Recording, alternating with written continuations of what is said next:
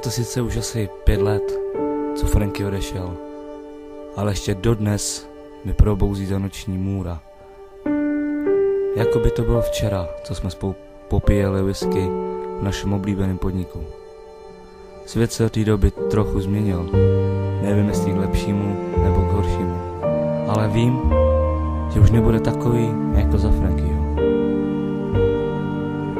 A to, ať si o něm dodnes myslí lidi, co chtějí, jaký byl nebo ne, byl pro mě tím nejlepším přítelem, co jsem potkal.